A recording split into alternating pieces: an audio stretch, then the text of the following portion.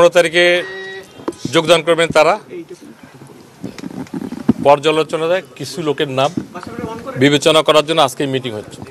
আজকের মিটিংয়ে দেখা গেল তারা 247 জন, এই 227 সর্বশেষ যারা মেডিকেল বাদ দিয়ে, মেডিকেলে স্বেচ্ছায় অনেকে আসেনি, তারা চাকরি করবে না, কিন্তু 227 জনকে নিয়ে আমরা পুনর্বিবেচনা করার জন্য আমরা যেটাকে বলি ইনভেস্টিগেশন অথবা তদন্ত, এই কাজ করে আমাদের একটা পর্যায়ে আসলো। আমরা আশাবাদী এই যে 227 বললাম, এর মেজরিটি, মোর দ্যান মেজরিটি আপনারা এই যেভাবে বিজ্ঞাপন জারি হয়েছে যারা নর্মাল তাদের পক্ষেও জারি হবে। এটা একটা সময়ের ব্যাপার, just it is ongoing process. Majority বলতে কত সংখ্যা? আমি সংখ্যা বলতে বললে এটা একেবারে অ্যাকুরেট বলতে পারবো। মেজরিটি মানে কি, আপনি 207-এর মেজরিটি করলে যা হয়, এবং এক্স্যাক্টলি মোর দ্যান দ্যাট আমি আশা করি। আমিও যেহেতু বিসিএস দিয়ে ঢুকেছিলাম, আমি চাই যে যদি কোনো এরকম অপরাধ, যেমন আমরা যেটাকে বলি ফৌজদারি অপরাধ, রাষ্ট্রদ্রোহী অপরাধ, অথবা স্কুল কলেজ ইউনিভার্সিটি বহিষ্কৃত হয়েছিল, অথবা এমন কোনো ধরনের হিডেন অপরাধ সে করেছে যেটা সামনে আসছে, এরা ছাড়া বাকি আমি মনে করি এদের নিয়োগ প্রাপ্তিতে শুধু একটা প্রক্রিয়ার ব্যাপার, দে উইল গেট ইট। সেই প্রক্রিয়াটা, হ্যাঁ, আপনারা প্রক্রিয়াটা হলো জানেন। এখান থেকে যারা এই রিপোর্টে আজকে যে প্রজ্ঞাপনের মিটিং হলো, যারা সিলেক্টেড হলো, রিসিলেক্টেড হলো, এটা একটা সামারি যায়। সামারি চিফ অ্যাডভাইসার অফিসে যাবে, রাষ্ট্রপতি পর্যন্ত যাবে।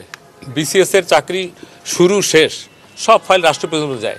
রাষ্ট্রপতি পর্যন্ত নামার পরে আমাদের এখান থেকে যেমন নমনীয় শাখা 1 থেকে একটা জারি হয়েছিল না বড় বিজ্ঞাপন, এই কয়েকদিনের আবার বিজ্ঞাপন জারি হবে এদের বিরুদ্ধে। হ্যাঁ, এদের বিরুদ্ধে বিভিন্ন সংস্থা অথবা বিভিন্নভাবে যে তদন্তগুলো হয়, তদন্তযোগ্য অপরাধ অথবা আমলযোগ্য, আমি বলবো না আমলযোগ্য মানে কোর্ট কাচারি, তদন্তযোগ্য অপরাধ জন্য এটা আমি একদিক দিয়ে মনে করি যে তারা যারা ঝুঁকছে এবং ঢুকবে নিষ্কণ্ঠ, তারা ভবিষ্যতে আর কোনো প্রবলেম ফেস করবে না। এটা পার্ট অফ জব। এটা অনেক সময় আগেও ছিল, আগে এত ব্যাপক হারে ছিল না, কম ছিল, কিন্তু এখন যে পরিবর্তন অথবা revolution whatever it is you say, এইটা আমাদের এই প্রক্রিয়াকে টাচ করেছে। এই জন্য আমাদেরকে, এটা তো শুধু আপনারা যে মিডিয়াতে আসছেন তা না, আমাদেরও তো কাজ বাড়ছে এবং উই আর ডুইং ইট, এবং রিপিটেডলি ইমিডিয়েটলি কিন্তু আমি অ্যাকশনে গেছি। এই প্রজ্ঞাপনটা কিন্তু পরের দিনই জারি করেছি, সুমোটো জনপ্রশাসন থেকে করা হয়েছে, এবং এই মিটিংটা খুব তাৎক্ষণিক করা হলো।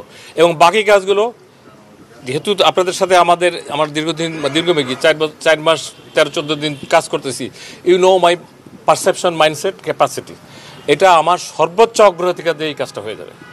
এটার সাথে রুটি রুজি দরকার, একটা ছেলে একটা মেয়ে শুধু না, এটা তার পরিবারের রুটি রুজি রোজগার, অনেকে এটার পরে বিয়ে করবে, বাবা মার সংসার, কারো চিকিৎসা, তারপরে দীর্ঘদিনের লালিত আশা আকাঙ্ক্ষা, এটা যাতে বাস্তবায়ন করা যায়, সেখানে জনপ্রশাসনের তরফ থেকে সচিব হিসেবে আমি এবং আমার পুরা প্রশাসন তড়িৎ গতিতে কাজ করবে। আপনারা আমাদেরকে সহযোগিতা করবেন। Thank you very much.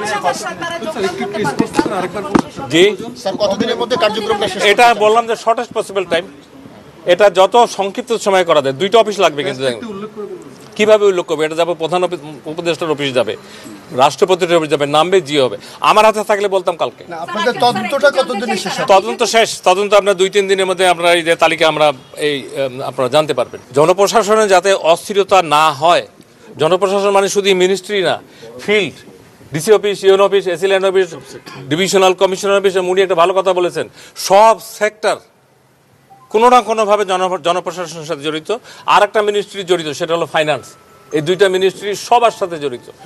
আপনারা যে আলোকে জিজ্ঞেস করছেন, যে পালসে জিজ্ঞেস করছেন যে কত তাড়াতাড়ি হবে, তার ডবল পালসে আমি উত্তর দিতে চাই, যে আশা করছেন টাইম তার আগে হয়ে যাবে। মহার্ঘ ভাতাটা ভেরি রিসেন্টলি হবে। এবার একটা যেটা ব্যতিক্রম হবে, আগে মহার্ঘ ভাতা পেনশনাররা পেত না, এবার পেনশনাররাও মহার্ঘ ভাতা পাবে এবং একটা রিজনেবল পাবে। এবং পরের বছর যখন তার ইনক্রিমেন্টের সময় আসবে, এই মহার্ঘ ভাতাটা তার বেসিকের সাথে যোগ হবে ইনশাল্লাহ। আমি একটা কথার উত্তর দিতে পারবো, উনি জিজ্ঞেস করছেন এই বাজেট মানে হলো 30শে জুন, আমি বলবো অবশ্যই এর মধ্যে হবে।